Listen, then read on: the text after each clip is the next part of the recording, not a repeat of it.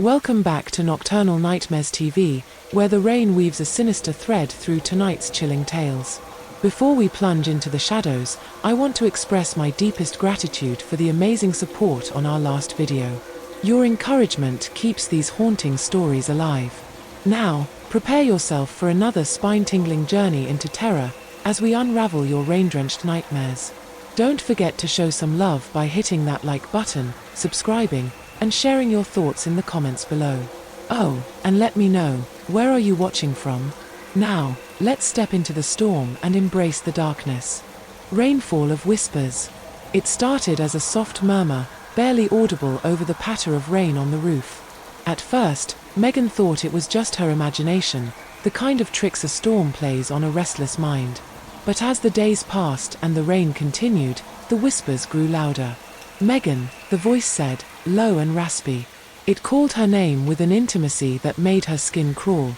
"Did you hear that?" she asked her husband, Tom, one night as they lay in bed. The rain drummed against the windows like an impatient visitor. "Hear what?" he mumbled, half asleep. "The voice," she insisted. "It's calling my name." Tom sat up, listening intently. But the house was silent, save for the relentless rain. "You're just tired," he said, pulling her close. "Get some sleep." But sleep wouldn't come. Megan lay awake, listening to the rain, straining to hear the whispers. When they came again, they were louder, more insistent. "Megan, come outside," the voice urged. Unable to resist, she slipped out of bed and crept to the front door. The rain was heavy, and the streetlights cast a hazy glow through the downpour. She stepped outside, her bare feet splashing in the puddles. The voice led her down the street, past darkened houses and empty playgrounds. It pulled her toward the woods at the edge of town. Megan hesitated at the tree line, but the voice was persistent. "Come closer," it beckoned. As she stepped into the forest, the rain seemed to intensify. The whispers were all around her now, a cacophony of voices that sent shivers down her spine. She turned to run, but the path was gone. The trees loomed closer, their branches clawing at her skin. In the clearing ahead, she saw them. Figures made of rain, their forms shifting and shimmering. Their faces were featureless, but their eyes burned with malevolence. They surrounded her, their voices a deafening roar. "Join us," they demanded. Megan screamed, but no sound came out. The rain figures closed in, their cold, wet hands reaching for her. She felt herself being pulled apart, her essence dissolving into the rain. When Tom woke the next morning, Megan was gone. The police searched the woods but found no trace of her. All that remained was a single, rain-soaked slipper at the edge of the forest. The rain stopped that day, but for the rest of his life, Tom swore he could hear Megan's voice in every storm, calling his name. The flooded graveyard. The storm had raged for days, and the riverbanks near St. Augustine Cemetery had burst. By the time the rain subsided, the graveyard was completely submerged. Locals gathered by the edge, horrified as caskets bobbed to the surface, their lids creaking open to reveal waterlogged remains. The authorities promised to recover the coffins and restore dignity to the departed, but the townsfolk whispered that some graves shouldn't have been disturbed. That night, the whispers began. Anna was the first to hear it. Her cottage sat on the hill overlooking the cemetery. At first, she thought it was just the wind, but the voices were too distinct, too insistent. They whispered her name over and over, growing louder as the hours passed. Terrified, she peered out the window. The cemetery was still, but the shadows seemed to shift in the moonlight. She bolted her doors and prayed for the morning. The next day, news spread. Fishermen claimed to see pale figures walking along the riverbanks at dawn. A farmer reported finding a drenched figure standing in his field, staring at his house with hollow eyes before vanishing into thin air. The town grew tense, with everyone avoiding the cemetery and locking their doors before dark. Anna's fear turned to terror when she found muddy footprints leading from the graveyard to her front porch. That night, the whispers returned, louder and more desperate. "Why did you leave us?" they demanded. She realized then that the voices belonged to the dead, and they were angry. The floodwaters had disturbed their rest, and now they sought revenge. As the rain began again, Anna felt a chill in the air. She lit every candle in the house, but the flickering flames only deepened the shadows. The whispers grew into screams and then came banging on her door. Desperate, she clutched a crucifix and shouted, "Leave me alone." The door burst open, and the room was filled with the stench of decay. Figures emerged from the darkness. Their waterlogged bodies were grotesque and misshapen. "You must pay," they hissed. Anna's screams echoed through the night, but no one came to help. By morning, her cottage was empty, the only trace of her a trail of muddy footprints leading back to the cemetery. The town was never the same. On stormy nights, the whispers returned, and one by one, the townsfolk disappeared. St. Augustine Cemetery became a cursed place, its flooded grounds a reminder of the dead who refused to rest. The endless storm. The rain had not stopped for 92 days. At first, the residents of Pine Hollow tried to make the best of it. Kids played in puddles, couples walked under umbrellas, and farmers hoped for rich harvests. But as weeks turned to months, the relentless downpour began to unravel the town. Crops drowned, homes flooded, and despair seeped into every crevice. The once lively town square was now a desolate swamp, with only the sound of raindrops and the occasional desperate sob echoing through the streets. Mayor Harold called an emergency meeting in the church, the only dry place left in town. "We need answers," he said, his voice cracking. "This storm isn't natural." Elderly Mrs. Cartwright, a woman known for her cryptic tales, spoke up. "It's the work of the rainkeeper," she said, her eyes gleaming. "An ancient force that feeds on misery. It demands a sacrifice." Laughter rippled through the room, but it was hollow. Deep down, everyone felt the truth in her words. That night, as lightning illuminated the drenched town, a group of residents ventured into the forest to the place Mrs. Cartwright described, a stone altar covered in moss and waterlogged offerings from generations past. A chilling wind howled as they reached the altar. "What do we offer?" Sarah, a young mother, whispered. The answer came in a guttural voice that seemed to rise from the earth itself: "Blood." Panic spread through the group, but before they could flee, the ground beneath them split open. Shadowy tendrils emerged, snatching two men and dragging them into the abyss. The storm intensified, the rain turning crimson. The survivors fled back to town, their screams drowned by the roar of the storm. The next day, the rain stopped. For a week, the sun shone bright, and the townsfolk began to hope. But then the rain returned, heavier than before. This time, the whispers began. Voices echoed through the streets, murmuring the names of those who had been at the altar. One by one, they disappeared, leaving only waterlogged shoes behind. Desperate, Sarah returned to Mrs. Cartwright. "What does it want?" The old woman's eyes were vacant. "It won't stop until the town is empty." As the rain fell harder, Sarah realized the truth. Pine Hollow was doomed, a sacrifice itself to the insatiable rainkeeper. One by one, the residents vanished, leaving the town to drown under an endless storm. The phantom umbrella. The umbrella appeared out of nowhere, propped neatly against a bench at the bus stop. Claire didn't think much of it at first. The rain was relentless, and she was late for work. It felt like fate when her eyes landed on the pristine black umbrella. She hesitated for a moment, but the storm was unforgiving, and the umbrella seemed abandoned. The moment she opened it, the world shifted. The pounding rain fell silent, replaced by an eerie stillness. The streets, once bustling with life, were empty. Even the buildings seemed warped, their edges too sharp, their windows dark voids. "Hello," Claire called out, her voice swallowed by the oppressive silence. She stepped forward, the umbrella shielding her from a rain that no longer seemed to touch the ground. It hung in the air, suspended, like a million tiny crystal needles. As she walked, the surroundings began to change. Familiar landmarks twisted into grotesque shapes. The coffee shop she visited daily was now a gaping maw, its door splintered teeth. Shadows moved just out of sight, flickering at the edges of her vision. "Claire," a voice whispered, low and guttural. She spun around, but no one was there. The voice came again, closer this time. "Why did you take it?" Panic set in as the whispers multiplied, overlapping and growing louder. Faces began to form in the rain, their hollow eyes staring at her with malice. They were distorted, like reflections in a funhouse mirror, their mouths stretching impossibly wide as they chanted her name. Claire ran, clutching the umbrella tightly. The world around her grew darker, the rain now a torrential downpour of inky black water. Her footsteps splashed in puddles that reflected not her face, but her fears.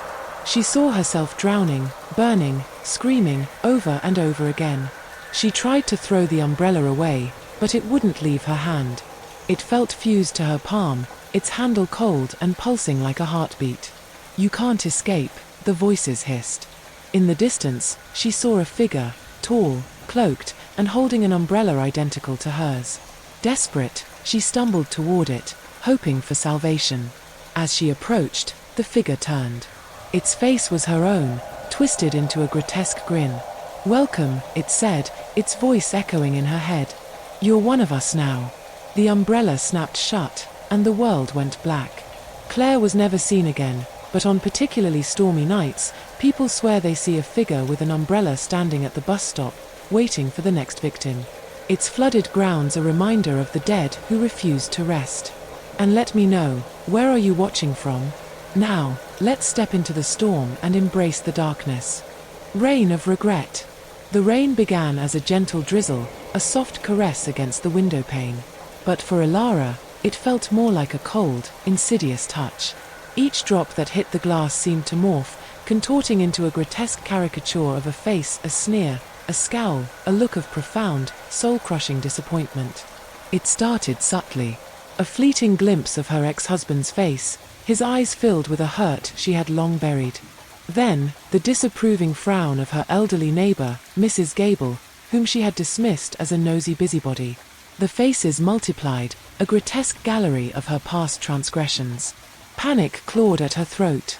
She retreated further into the shadows of her living room, the flickering television light offering a feeble defense against the encroaching darkness. Each drop that landed on the window pane brought a new face, a new accusation. The face of the young boy she had cruelly mocked in school was now etched with a lifetime of insecurity. The face of her own mother, her eyes filled with a sadness she had never truly understood. The rain intensified, the drops now hammering against the glass like tiny fists. The faces merged, a swirling vortex of guilt and despair. They seemed to whisper, their voices a chilling chorus of reproach, "You will pay. You will pay." Ilara felt a cold dread creeping into her bones. She tried to escape, to find solace in the company of another, but the faces followed her. They were everywhere, in the steam rising from her tea, in the cracks of the pavement, and even in the reflection of her own terrified eyes. The rain continued to fall, relentless and unforgiving. Ilara, trapped in her own guilt, could only watch in horror as the faces grew closer, their eyes burning with a malevolent light. She knew, with a chilling certainty, that they were not merely figments of her imagination. They were real, manifestations of her own regret, and they were coming for her soul. As the first tendrils of darkness began to creep into the room, Ilara realized there was nowhere left to run. The rain, her tormentor, had become her prison, and the faces, her accusers, were closing in for the final reckoning. Shelter of shadows. The storm struck without mercy, forcing 5 strangers to seek shelter in the abandoned Victorian house perched on the desolate hillside. Lightning fractured the sky as they stumbled inside. Marcus, a traveling salesman, Elena, a freelance photographer, David, a college student, Rachel, a nurse, and Jack, a retired military veteran. The house greeted them with suffocating silence. Peeling wallpaper curled like withered fingers. Dust-covered mirrors reflected distorted images that seemed to move when no one was looking directly. The floorboards creaked with a weight that felt deliberate. "We should split up and check for working phones," Marcus suggested, his voice echoing unnaturally through the empty rooms. But the house was listening. And the house was hungry. Each room began to transform, subtly at first. For Marcus, family photographs on the wall morphed into images of his greatest professional failures, contracts unsigned, sales lost, opportunities crushed. His deepest professional shame materialized, whispering his most private doubts. Elena's camera began showing phantom images. No photographs, but nightmarish visions of her most terrifying assignments, war zones where she'd witnessed humanity's darkest moments. The memories crawled from the viewfinder, becoming three-dimensional horrors that reached for her with blooded hands. David confronted academic terrors, failed exams, disappointed parents, and a future collapsing before his eyes. The walls leaked his anxieties, manifestations of every insecurity that haunted his young mind. Rachel's medical nightmares emerged, patients she couldn't save, mistakes that cost lives. Ghostly hospital corridors bled through the wallpaper, filling the room with the sterile smell of death and failure. Jack's war memories materialized most violently. Fallen comrades walked through walls, their bullet wounds fresh, their accusing eyes fixed solely on him. The house consumed their fears like a ravenous beast, growing stronger with each terrified breath, each moment of paralyzing dread. They were no longer seeking shelter. They were prey. And the house was hunting. Shadows stretched impossibly long. Whispers emerged from corners. Reality bent and twisted, transforming their sanctuary into a living nightmare that fed on their deepest, most intimate terrors. They weren't just in a house. They were inside something alive. Something hungry. Something that would never let them leave. Reflections in the rain. It started with the puddles. At first, the townsfolk thought little of them. After all, when the rain pours for weeks without a hint of sun, puddles become as common as air.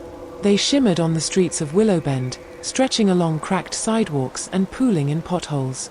But these puddles were different, too still, too dark, and far too deep. Kate first noticed the strange reflections on her way home from work. The rain was relentless, battering her umbrella as she stepped over a particularly large puddle near the park. She glanced down, catching her own reflection. But it wasn't her. Not entirely. Her reflection smiled, but Kate hadn't. It was subtle, the kind of thing you'd second guess if you were tired or distracted. But as she walked, the unease lingered, crawling under her skin. The next day, she saw it again. Same puddle, same too-wide grin on the face that mirrored hers. This time, she stopped. The reflection stared back, mimicking her movements, until it didn't. Kate gasped as her reflection tilted its head, studying her with cold curiosity. She stepped back, clutching her umbrella tighter, but the reflection stayed, leaning closer as if it might reach through the surface. When Kate told her best friend Carla about it, Carla laughed it off. "You're just overtired. Work's been crazy, right? Weird reflections are probably the least of your worries." But when Carla passed the same puddle the next day, she froze. Her reflection didn't just smile, it waved. As the days passed, more townsfolk began to notice. Children playing near the puddles screamed and ran home, babbling about reflections that didn't follow them. Old Mr. Garner swore he saw his long-dead wife staring back at him, her eyes empty and her face twisted in silent agony. The puddles grew darker, their surfaces glistening like polished obsidian. People started avoiding them, walking in the middle of the streets and leaping over even the smallest pools of water. But the reflections, they waited. One night, the rain came harder than ever before, a torrential downpour that drowned the town in water. Kate sat by her window, staring at the puddles that seemed to multiply across her yard. Lightning flashed, and for a moment, the puddles lit up, revealing dozens of faces staring up at her. Some were her neighbors. Others weren't. A knock at her door startled her. She hesitated before opening it, her heart pounding. But no one was there. She looked down and gasped. There, on her porch, was a puddle. It rippled unnaturally, even though no rain fell upon it. Her reflection stared up at her, grinning that same eerie smile. Slowly, its hand rose, pressing against the surface as if testing for weakness. And then it stepped out. Kate's scream was swallowed by the storm, her front door swinging open as the rain poured in. By morning, she was gone. All that remained was a large, still puddle on her porch. Now, in Willowbend, no one dares look down when it rains. The puddles are always watching, their reflections waiting for someone to meet their gaze. And when they do, they take your place. The rainwalker. The rain had a way of silencing the town. When it fell, everything grew quieter, muted by the steady patter of droplets on roofs, streets, and trees. The residents of Meadow Ridge knew the rain well, but what they didn't understand was the figure that came with it. The rainwalker. No one knew when the stories began. Some said it started with the storm a decade ago, the one that lasted for weeks and swallowed 3 houses near the riverbank. Others swore they'd always known of the rainwalker, that it had been part of the town's shadows for as long as anyone could remember. Mara first heard about the rainwalker from her grandfather. He told her, in his low, gravelly voice, to never walk in the rain at night. "You'll see him," he said, staring at the fire with distant eyes. "A man in a long coat, with a wide-brimmed hat. He won't look at you. He won't say a word. But if you cross his path, your mind becomes his playground." Mara had laughed it off back then, but on a cold, rainy night, she would remember his warning. The storm had rolled in quickly, catching Mara on her way home from her shift at the diner. She hadn't brought an umbrella, so she ducked her head against the rain and hurried along the empty streets. The glow of the streetlights flickered, the bulbs fighting to pierce the gloom. That's when she saw him. At first, he was just a shape in the distance, walking calmly through the downpour. He moved with an eerie precision, his stride steady and unhurried despite the sheets of rain pouring down. Mara thought nothing of it, just someone else trying to get home. But as she got closer, something felt wrong. The man was bone dry. The rain seemed to avoid him, parting just before it could touch his long black coat or wide-brimmed hat. The air around him seemed heavy, like the world was holding its breath. Mara's heart quickened as they approached each other. She kept her eyes down, trying not to look at him. But as they passed, she couldn't help herself. She glanced up. The man stopped. Though his face was hidden in shadow, she could feel his gaze burning into her. A chill ran down her spine, and before she could move, the air around her shifted. The street disappeared. Mara was standing in her childhood home, the walls charred and blackened by fire. She smelled the acrid smoke, felt the searing heat of the flames licking at her skin. It was the nightmare she had tried so hard to forget, the night her little brother had died in the fire while she had run. "Mara," a voice whispered, and she spun around to see her brother, his face twisted in pain. "Why didn't you save me?" "No," she screamed, backing away. "This isn't real." But it was real. The smoke choked her, the heat burned her skin, and her brother's accusing eyes followed her every step. When she woke, she was lying in the middle of the street, drenched to the bone. The rainwalker was gone, but the memory of the nightmare lingered like a wound. She stumbled home, her body trembling, her mind reeling. Over the next few days, Mara learned she wasn't alone. Others in town had seen the rainwalker. Each had crossed his path. Each had been cursed to relive their deepest fears and darkest memories. And not all of them came back. Now, on rainy nights, the streets of Meadow Ridge stay empty. The townsfolk lock their doors, close their blinds, and pray they don't hear the soft, deliberate footsteps of the rainwalker outside. But the rain always comes. And so does he. Thunderclap shadows. The storm raged outside, each thunderclap sending tremors through Sarah's small cottage. Lightning sliced the darkness, and with each brutal flash, she noticed something impossible: shadows. Not ordinary shadows cast by furniture or trees, but humanoid shapes that seemed to materialize and inch closer with every electrical burst. The first time she saw them, Sarah convinced herself it was a trick of light and exhaustion. She'd been working late, grading papers for her literature class, the silence broken only by the howling wind. But the second flash was different. A tall, elongated shadow stood just beyond the window's edge, its form somehow blacker than the night surrounding it. Sarah's breath caught in her throat. The figure didn't move like a normal shadow. Its edges rippled and twisted, almost like smoke given sentient form. When the next lightning strike illuminated the room, the shadow had moved closer, much closer. Her hands trembled as she reached for her phone, but the screen remained dark. No signal. No connection to the outside world. Just her, the storm, and these impossible shadows that seemed to hunger for something more than mere darkness. Another thunderclap. Another flash. Now the shadows were pressed against the window, their featureless faces mere inches from the glass. Sarah could see them more clearly now, multiple figures, each slightly different in height and proportion, but all sharing the same unnatural stillness. Their forms seemed to pulse with a malevolent energy that made her skin crawl. She remembered her grandmother's old stories about entities that traveled with storms, creatures that fed on fear and existed between reality and nightmare.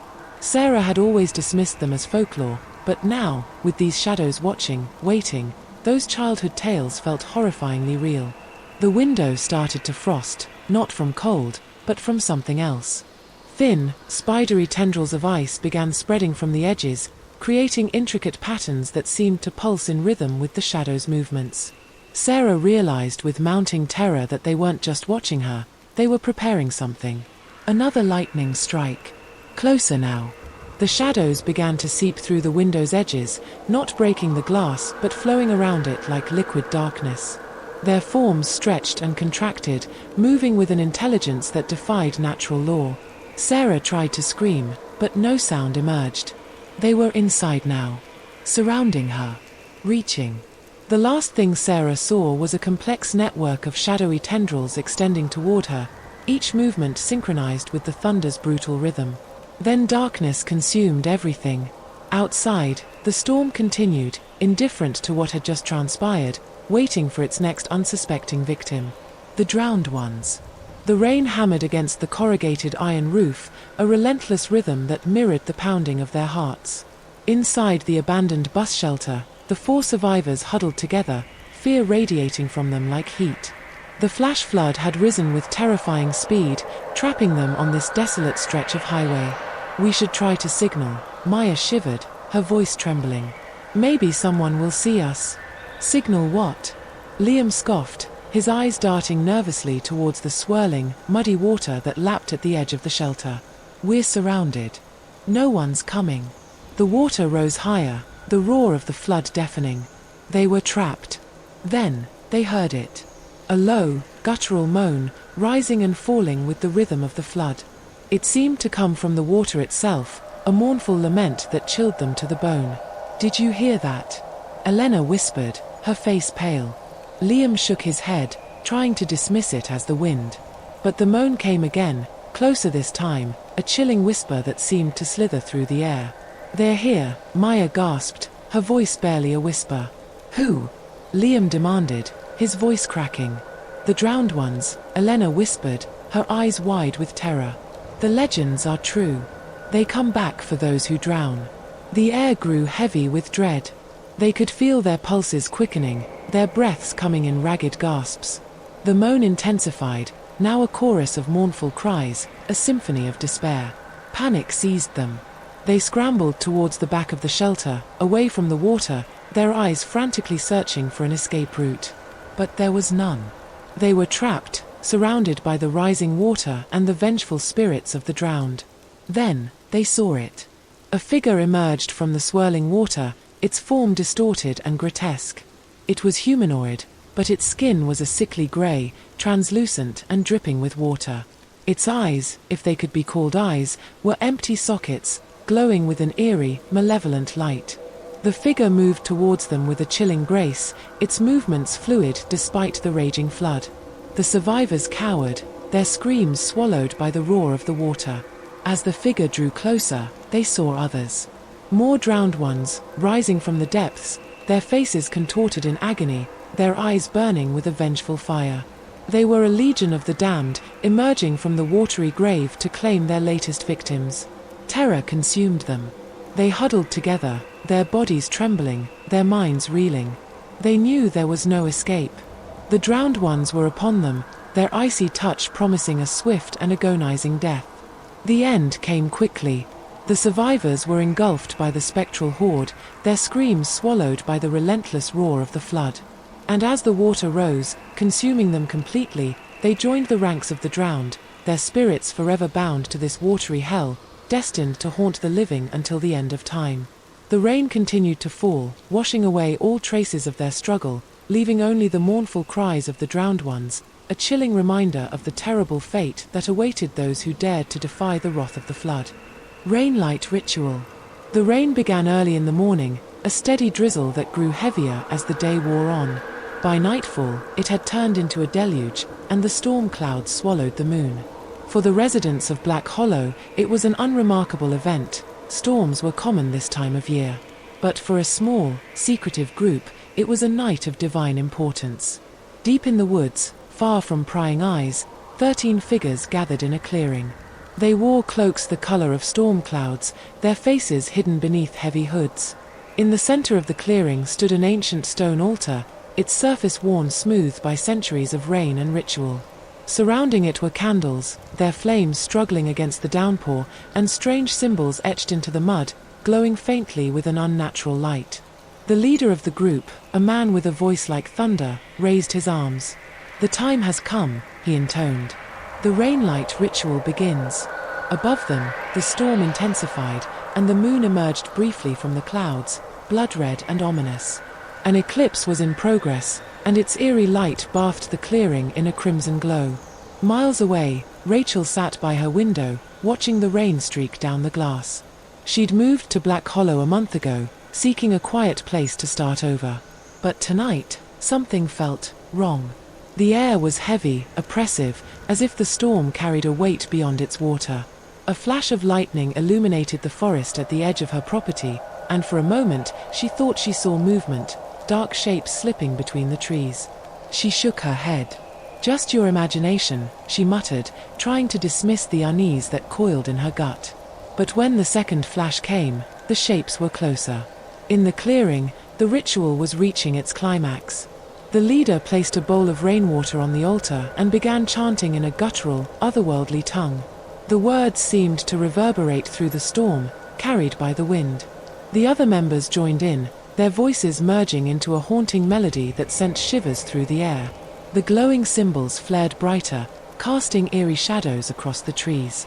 The rain around the altar began to move unnaturally, swirling upward in a spiral. Within the vortex, something began to take shape, a figure tall and sinewy, with limbs that seemed to stretch forever.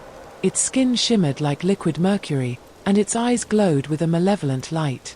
"The Stormbringer," the leader whispered, his voice trembling with awe and fear. The creature stepped out of the vortex, its presence radiating power and malice. The cult members fell to their knees, their chanting faltering as the Stormbringer turned its gaze on them. "Your offerings," it demanded, its voice like crashing waves. Rachel couldn't ignore the feeling anymore. She grabbed her flashlight and raincoat, determined to investigate the strange shapes she'd seen. As she ventured into the woods, the storm seemed to grow angrier, the wind howling and the rain slashing at her face. She stumbled upon the clearing just as the ritual fell apart. The creature had turned on the cult, its silvery limbs slicing through them with brutal efficiency. Their screams echoed through the storm, drowned out only by the thunder. Rachel froze, horrified, as the Stormbringer lifted its head, sensing her presence. Its glowing eyes locked onto hers, and it smiled, a wide, jagged grin that spoke of endless hunger. "You do not belong here," it said, stepping toward her. Terrified, Rachel turned and ran, the rain-soaked ground slipping beneath her feet. Behind her, she could hear the creature's distorted laughter, the sound of its pursuit growing louder. She burst out of the woods and into her house, slamming the door shut and locking it. But she knew it wouldn't stop the Stormbringer. The storm outside grew even fiercer, the wind rattling the windows and the rain hammering the roof like fists. The power flickered and went out, plunging the house into darkness. In the silence, Rachel heard it, the sound of rain dripping inside. She turned slowly, her flashlight trembling in her hand. The Stormbringer was in her living room, its mercurial form shimmering in the dim light. "You cannot escape the storm," it whispered, its grin widening. Rachel screamed, but the sound was swallowed by the rain. The next morning, the storm had passed. The forest was eerily silent, and the clearing was empty, save for the altar and a few tattered cloaks. Rachel's house stood quiet, the door ajar.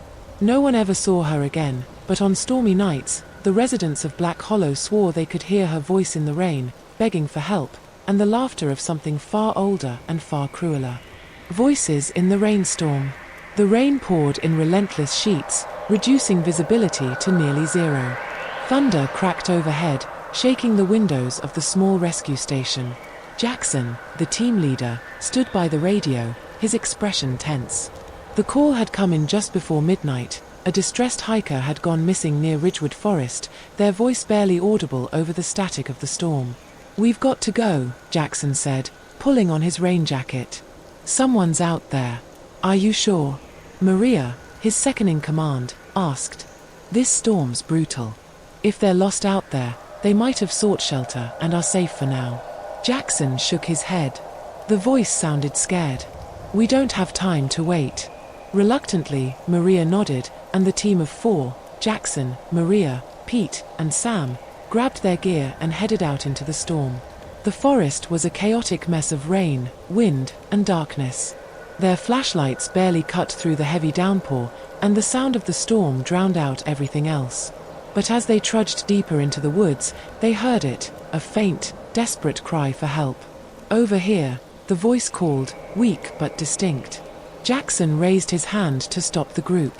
"You hear that?" "Yeah," Pete said, his brow furrowed. "But it sounds off. Like it's coming from everywhere at once." They pressed on, the cries growing louder and more desperate. "Help me, please." The voice was trembling, almost childlike, and it sent a shiver down Maria's spine. "Stay close," Jackson said, gripping his flashlight tightly. "We're getting closer." As they followed the sound, the forest seemed to change. The trees loomed taller, their branches reaching out like skeletal hands. The ground grew softer, the mud clinging to their boots and slowing their progress.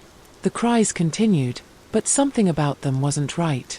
"They're not moving," Maria said suddenly. "What do you mean?" Jackson asked. The voice, "It's in the same place. If they're lost and scared, why aren't they moving?" Jackson didn't answer. He couldn't shake the growing unease in his chest, but he wasn't about to abandon someone who might be in danger. They reached a clearing, and the cries stopped abruptly. The team froze, their breaths visible in the cold, damp air. "Hello," Jackson called out. "We're here to help." Silence. Then, from the shadows, a figure emerged. It was a man, soaked to the bone and trembling. His face was pale, his eyes wide with terror.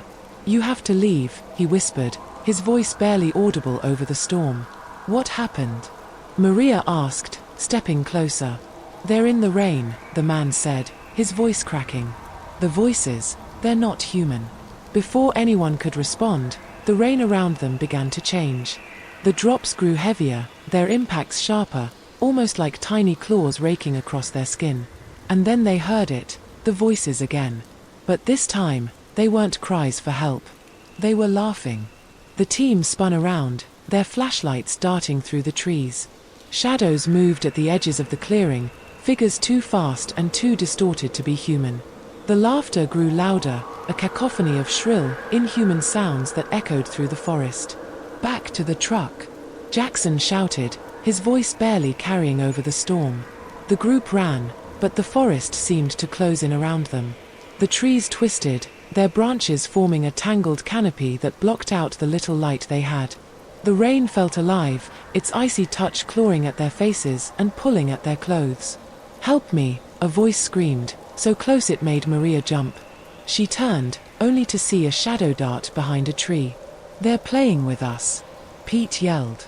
"We need to get out of here." As they ran, the voices surrounded them, whispering their names and mocking their fear. The shadows grew bolder, darting closer, their forms becoming clearer. They weren't human, elongated limbs, faces that were little more than gaping mouths, and eyes that gleamed like wet stones. Sam stumbled and fell, his flashlight skidding away. Before anyone could reach him, one of the figures emerged from the darkness. It moved with a jerky, unnatural gait, its limbs twisting as it grabbed Sam and dragged him screaming into the trees. "Sam!" Maria screamed, but Jackson pulled her back. "We can't help him," he shouted. "We have to go." They burst out of the forest and into the clearing where their truck was parked. The voices faded as they slammed the doors shut, but the laughter lingered, echoing faintly through the storm. As they sped away, Maria looked back, her heart pounding. For a brief moment, she thought she saw Sam standing at the edge of the trees, watching them. But his eyes, they weren't his anymore. The team never returned to Ridgewood Forest. They filed a report, but no one believed them. The search for Sam was called off after the storm passed, and his disappearance was chalked up to an accident.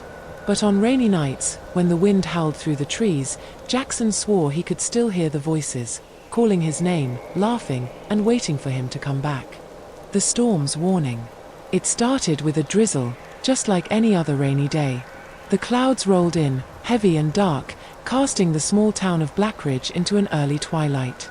By the time the first raindrops hit the ground, the townsfolk were already indoors, watching the storm roll through from the safety of their windows. No one paid much attention to the rain at first. But then came the whispers. "Have you seen it?" Mrs. Calloway muttered to her neighbor, peeking through her curtains. "The color. It's not right." Down at the hardware store, old Mr. Greaves stood in the doorway, staring at the puddles forming in the parking lot. His hands trembled as he watched the water ripple, its surface gleaming with a faint red hue. By nightfall, the rain was unmistakably crimson. It wasn't just tinted, it looked thick, viscous, like diluted blood. Panic spread quickly. Some called it a chemical spill. Others murmured about plagues or some government experiment gone wrong. But those who had lived in Blackridge the longest knew better. They remembered the legend. The storm's warning. Long ago, the elders had told tales of a terrible evil buried deep beneath the hills. It was said that when the land grew weary of holding the darkness at bay, it would cry tears of blood, signaling the creature's return. The last time it had rained red, entire villages vanished overnight, leaving only hollow ruins behind. No one had believed those old stories, until now. Megan listened to the rain tapping against the roof of her family's farmhouse.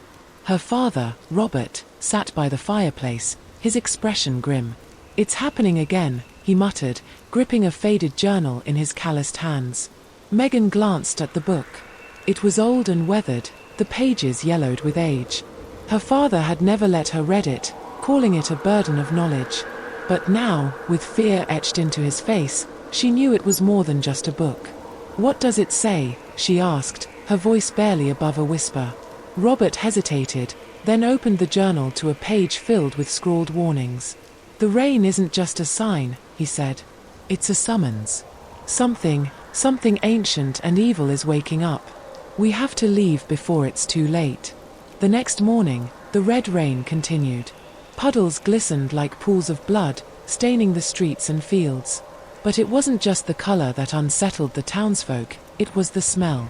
The rain reeked of iron and decay as if the earth itself was bleeding. People began disappearing. First, it was the teenagers who dared each other to play in the crimson rain. Then, it was the farmer who ventured into his fields to check on his cattle.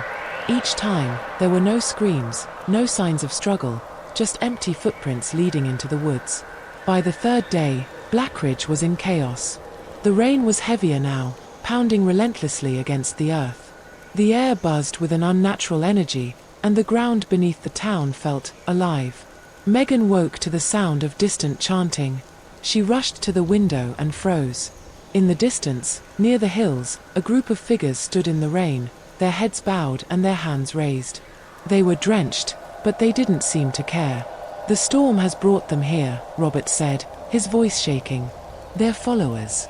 Worshippers of whatever lies beneath the hills." The chanting grew louder, echoing through the town like a dreadful hymn. And then the ground shook. It started as a low rumble, but within moments, the entire town trembled.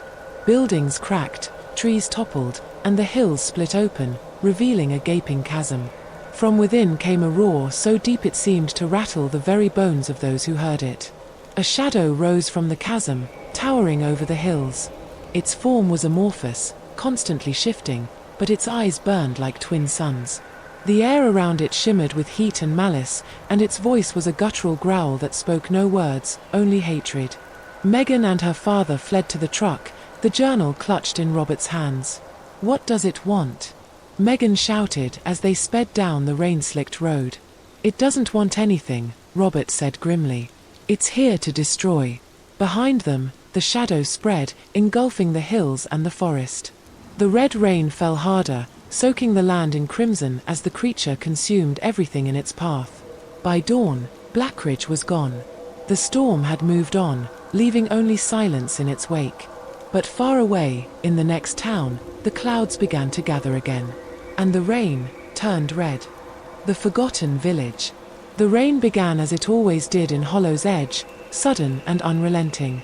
The small expedition team had barely set up camp when the downpour turned the dirt roads into rivers of mud. Lucas, their leader, peered over his map, its edges already curling from the moisture. "Here," he said, pointing to an unmarked area circled in red. "This is where the village is supposed to be. It wasn't on any maps before last year. The storm must have uncovered it." The others exchanged uneasy glances. The stories of the Forgotten Village were well known, a settlement that had vanished overnight nearly a century ago, swallowed by storms that never ceased. Some said the rain had erased it from the earth. Others whispered that the village had chosen to disappear, taking its secrets with it. Despite the warnings, Lucas had insisted they come. "There's something there," he'd said. "A town can't just vanish." Now, as the rain blurred the edges of the map, his certainty faltered, but his obsession did not. The trek to the village was grueling. The rain never stopped, soaking them to the bone and muffling every sound except the squelch of their boots in the mud. Hours passed before they finally saw it, a cluster of buildings half hidden in the mist. The village looked frozen in time, its wooden structures warped and weathered but intact. A church steeple rose in the distance, its bell silent. The streets were eerily pristine, as if no one had ever walked them. "This place is wrong," muttered Chloe, the team's historian. She shivered, though the rain wasn't cold. It shouldn't look this preserved after all these years. Lucas ignored her, his eyes fixed on the largest building at the village's center. "We split up," he said. "We'll cover more ground that way." The others protested, but Lucas was already moving, his determination unshaken. Chloe entered what appeared to be a general store. Dust coated the shelves, but the items looked untouched: jars of pickled vegetables, rusted tools, even a row of pristine candles. As she turned to leave, a faint creaking noise stopped her. "Hello," she called, her voice trembling.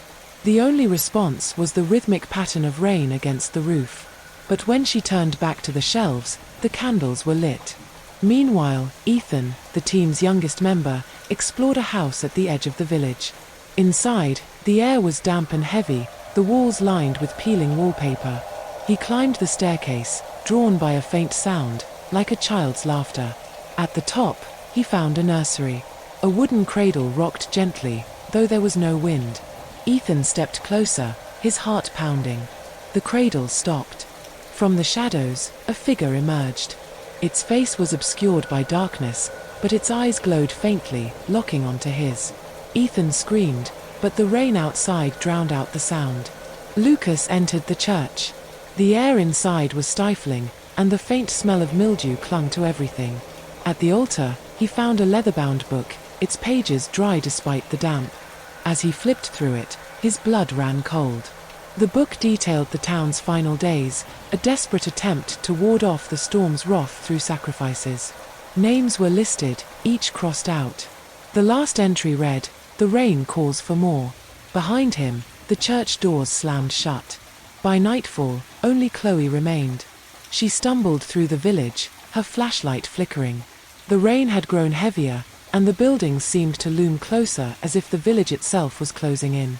She reached the church and pushed open the doors. Inside, she found Lucas kneeling at the altar, his back to her. "Lucas," she whispered, stepping closer. When he turned, his face was gaunt, his eyes hollow. "The rain doesn't let you leave," he said, his voice distant. "We're part of it now." Chloe backed away, but the church doors slammed shut again. Through the windows, she could see figures standing in the streets, their faces blurred by the rain. They watched in silence as the church filled with water, rising unnaturally fast. The last thing Chloe saw before the water consumed her was the altar, now glowing with an eerie light. Echoes of the deluge. The floodwaters had swallowed Millstone Hollow whole. What had once been a sleepy riverside town was now a sunken graveyard of splintered rooftops and uprooted trees. The survivors gathered in makeshift shelters on higher ground, staring down at the destruction below. "It'll take years to rebuild," Mayor Fields muttered as he stood beside Ava, a volunteer with the rescue effort. The mayor's face was pale, his eyes hollow from sleepless nights. Ava nodded, though she doubted there would be much to rebuild. The flood had claimed not only homes and businesses, but lives, leaving the survivors haunted by their losses. But as the days wore on, something even darker began to grip the hollow. The first incident occurred 3 nights after the floodwaters began to recede. Joe Mathis, a fisherman who had lost his boat and home, was found wandering near the riverbank in a daze. "I saw her," he whispered to the rescuers who brought him back to the shelter. His hands trembled as he spoke. "Standing in the water. My wife, but she's been dead 10 years. The rescuers chalked it up to grief and exhaustion, but Ava wasn't so sure. Joe's account was eerily similar to a story told by another survivor earlier that day. Old Mrs. Cartwright swore she had seen a man standing on the submerged bridge. "He waved at me," she said, her voice quivering. "Looked just like my father, but he drowned in '62. Ava dismissed it as a coincidence, until the whispers began. The shelter was quiet that night, save for the occasional cough or creak of the wind-blown structure. Ava was organizing supplies when she heard it, a faint murmur, like voices carried on the breeze. She froze, her eyes scanning the dimly lit room. The others were asleep, their breaths even and steady. But the voices persisted, growing louder, more distinct. "Help us." Ava turned toward the window. Outside, the floodwaters glistened under the pale moonlight, but the reflection was wrong. She stepped closer, her heart pounding. The water rippled unnaturally, forming shapes, faces, dozens of them. Their mouths moved in silent screams, their hollow eyes fixed on her. She stumbled back, knocking over a stack of crates.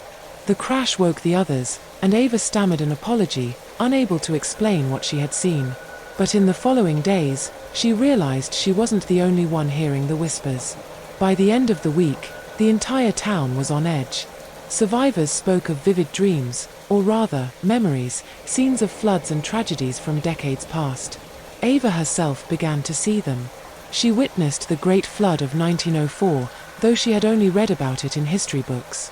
She saw faces she didn't recognize, people struggling and screaming as the waters consumed them. The flashbacks grew more intense, blurring the line between past and present. Survivors would wake screaming, their hands clawing at invisible water. Some refused to sleep altogether, fearing they might not wake again. The worst came when the dead began to return. It happened one stormy evening, as thunder rumbled over the hollow. Ava was helping to secure the tarps when she saw a figure standing at the edge of the floodwaters. She squinted, her heart lurching in her chest. It was a child, a little boy, soaked to the bone, his face pale as death. Ava called out to him, but he didn't respond. He just stood there, staring. She ran toward him, but as she drew closer, she realized something was terribly wrong. His eyes were empty, his skin too smooth, too flawless, like a porcelain doll. And then he opened his mouth. "Why did you leave us?" The voice was not his own. It was layered, echoing, a chorus of the drowned. Ava froze as more figures emerged from the water. Men, women, children. Some she recognized from the flashbacks, others she didn't. They stared at her with accusing eyes, their presence unnatural and oppressive. "Save us," they cried in unison. "Bring us back." The survivors tried to flee, but the echoes followed them. The dead appeared in windows, in reflections, in dreams. The floodwaters carried their voices, their anguish infecting the living. People began to disappear, drawn to the water by an unseen force. Ava was one of the last to go. She fought the pull with every ounce of strength she had, but the whispers were relentless. "It's your fault," they told her. "You didn't save us." In her final moments, standing ankle-deep in the icy water, Ava saw the truth. The flood was no accident. Millstone Hollow was cursed, its tragedies repeating in an endless cycle. The dead were not at rest, and now, neither would she be. The next morning, the water was still. The shelter was empty. Millstone Hollow had become a ghost town once more, its streets silent save for the whispers of the drowned. Rain-borne disease. The rain began with no warning. Dark, heavy clouds rolled in over the small coastal town of Windermere, and by mid-afternoon, the downpour was relentless.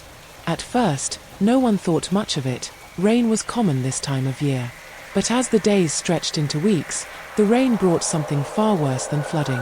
Emma first noticed the changes in her neighbor, Mr. Connors, a retired schoolteacher who spent his afternoons tending to his garden.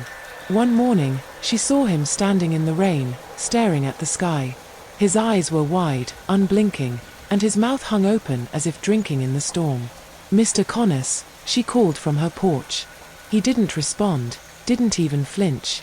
He stood there for hours, rain dripping from his face. By evening, he was gone. The next day, others began acting strangely. A young mother wandered barefoot down the street, humming a tuneless melody as rain poured over her. A group of teenagers stood motionless in the park, their faces tilted skyward. Their expressions were vacant, their eyes glassy. Emma grew uneasy. The rain didn't just soak the town, it seemed to seep into its people. And then came the rash. Small red welts appeared on the skin of those who had stood in the rain for too long. At first, they were dismissed as allergic reactions or mosquito bites, but the welts spread rapidly, forming intricate, vein-like patterns that pulsed under the skin. Dr. Patel at the local clinic tried to treat the affected, but nothing worked. "It's like the rain is alive," he told Emma during one of her visits. "The welts, they're not just marks. They're growing, spreading. Almost like," he trailed off, his face pale. "Like what?" Emma pressed. "Like parasites," he whispered. By the second week, the infected began to change. They no longer spoke, only moved with eerie precision, like puppets on invisible strings. They gathered in the streets during the heaviest downpours, standing in clusters, their heads twitching in unison. They hummed a low, droning sound that resonated through the town, a sound that set Emma's teeth on edge. Desperate for answers, Emma and a small group of survivors barricaded themselves in the library, poring over books and old records. That's when they found it, a journal entry from 1897, written by a lighthouse keeper named Thomas Griggs. "The rain," Griggs had scrawled, his handwriting frantic, "is not from our world. It carries seeds of something ancient, something hungry. It plants them in us, takes our minds, our will. The infected become vessels, spreading the rain, calling more of it. If the rain doesn't stop, none of us will survive." Emma's heart raced as she read the entry aloud. "He knew," she said. "He tried to warn us. But how do we stop it?" one of the survivors asked. Before Emma could respond, a loud crash echoed outside. The barricades they had set up were being torn down. Through the windows, they saw the infected, their numbers swollen. Their skin writhed, the parasite beneath shifting like living worms. "They're coming," someone whispered. The survivors grabbed whatever weapons they could find, but it was futile. The infected were no longer human. Their strength was unnatural, their movements inhumanly fast. As they broke through the barricades, the humming grew deafening, vibrating deep in Emma's skull. Emma fled to the roof, the rain soaking her as she looked out over the town. The streets were filled with the infected, all standing in the rain, their arms outstretched as if welcoming it. Above, the clouds churned, darker and heavier than ever. The rain wasn't stopping, it was intensifying. She felt the first itch on her arm and looked down to see the telltale welts forming. They pulsed, tiny veins spreading like cracks in porcelain. Panic gripped her, but deep down, she knew it was already too late. The parasite was inside her now, threading through her veins, whispering in her mind. It urged her to join the others, to stand in the rain, to hum the song of the storm. As the last shred of her will slipped away, Emma realized the truth. The rain wasn't just a phenomenon. It was an invasion. And Windermere was only the beginning. When the rain moved on to the next town, it would carry with it the seeds of madness, spreading the parasite like a plague. The black rain. It started without warning. The sky over Cedar Hollow was clear one moment and pitch black the next. No one saw the storm rolling in. The clouds simply appeared, thick and oppressive, swallowing the sun. The first raindrop fell on Main Street, landing on a parked car's hood with a faint hiss. By the time the storm unleashed its full fury, the streets ran with rivers of oily black rain. The liquid had an unnatural consistency, thicker than water, with a faint iridescent shimmer that made it seem alive. Anything it touched dissolved within seconds. Wooden fences melted into sludge, asphalt crumbled, and trees collapsed into heaps of wet rot. People ran for cover, terrified as the rain scalded the skin of those caught in its deluge. The town quickly descended into chaos. Inside the Cedar Hollow Library, Sarah barricaded herself with a group of survivors. The windows were covered with tarps and boards, but the rain's relentless drumming on the roof was a constant reminder of the danger outside. They huddled in the dim light, listening to the radio until the static overtook the emergency broadcasts. "It's not just here," whispered Mr. Langley, the town historian. "The rain is everywhere. It's spreading." "What does it want?" Sarah asked, her voice shaking. He didn't answer. The following night, they began to notice changes. The rain didn't merely dissolve things, it seemed to reshape them. Puddles of black liquid formed in the streets, and from their depths, twisted shapes began to rise. Sarah saw one through a crack in the boarded window, a figure that resembled a human but was grotesquely elongated, its oily skin glistening under the faint light of a street lamp. "They're watchers," whispered Mr. Langley. "Guardians of the rain." Soon, whispers spread of a group of townsfolk who had left the shelters to embrace the rain. It started with Pastor Deacon, who declared the storm a message from God. "This is a cleansing," he proclaimed to those brave, or foolish, enough to listen. A divine rain meant to purify the wicked and reward the faithful. His followers, clad in rain-soaked clothes and burning with fevered devotion, began wandering the streets. They raised their arms to the sky, chanting as the black rain drenched them. Their flesh bubbled and blackened, but they didn't scream. They smiled. By the end of the week, the pastor's congregation had grown. Sarah and the others watched from the safety of the library as they marched through the town square. The rain didn't seem to harm them anymore. Their skin glistened with the same oily sheen as the figures emerging from the puddles. "We can't stay here," Sarah said one night. "They'll come for us next." But Mr. Langley shook his head. "There's nowhere to go. The rain is alive. It's feeding." That was when the whispers began. At first, Sarah thought it was the wind, but the words were unmistakable. They came from the puddles, from the walls, from the very air. "Join us. Be one with the rain." The whispers grew louder with each passing hour, clawing at their sanity. Some of the survivors couldn't resist. One by one, they opened the doors and walked out into the storm. Sarah tried to stop them, but they moved as if in a trance. She watched helplessly as they stepped into the black rain, their bodies dissolving into the oily pools. But they didn't vanish. Moments later, new figures emerged, twisted, gleaming, and grotesque. By the 10th day, the town was unrecognizable. Buildings sagged under the weight of the rain, their walls dissolving into black sludge. The streets were littered with writhing, inhuman shapes. The congregation marched through the ruins, their chants blending with the rain's incessant hiss. Sarah was the last one left in the library. The whispers were deafening now, urging her to give in. She pressed her hands over her ears, but it didn't help. She could feel the rain calling to her, pulling at her mind. Through the window, she saw Pastor Deacon standing in the square.